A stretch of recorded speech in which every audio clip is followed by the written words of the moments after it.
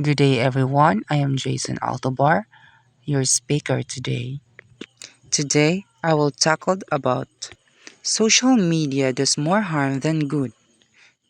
Today, I stand before you to argue that social media does more harm than good. At first glance, social media seems like a blessing. It connects people, spreads information instantly, and gives information a voice.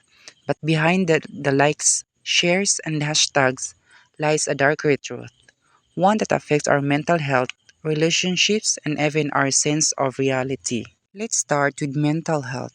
According to studies from major universities, people who spend more time on platforms like Facebook, Instagram, and TikTok are more likely to experience anxiety, depression, and loneliness. Why?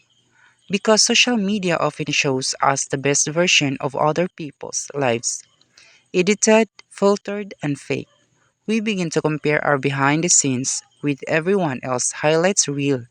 Over time, this destroys self esteem, especially among teenagers who are still developing their sense of identity.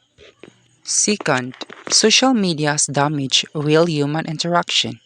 We now communicate with emojis instead of emotions, and with posts instead of personal conversation. Friends sit together yet stare at their phones. Family dinners are interrupted by endless scrolling. We've gained digital connection but lost emotional connection.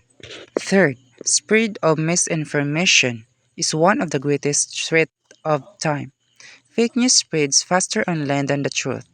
In just a few clicks, lies can reach millions, influencing elections, spreading hate, and dividing societies. Algorithm prioritize engagement, not accuracy.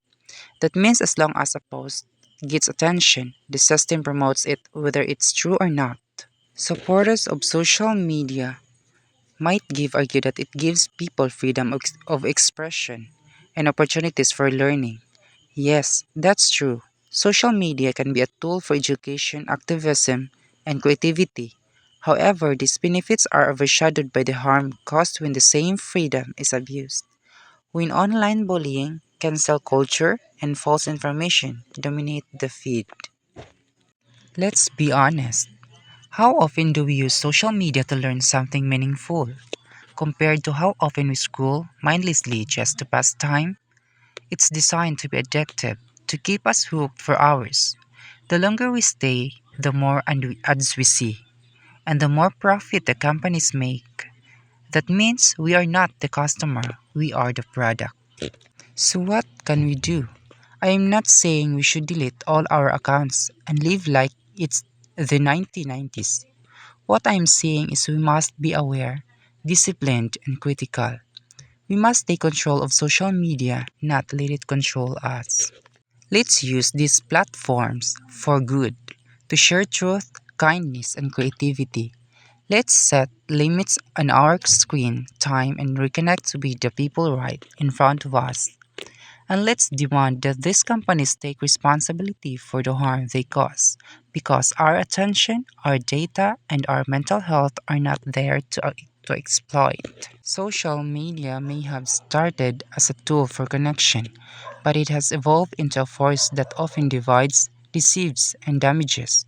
It's time to open our eyes, take back control, and remember that the real world, not the virtual one, is where true connection and happiness are found.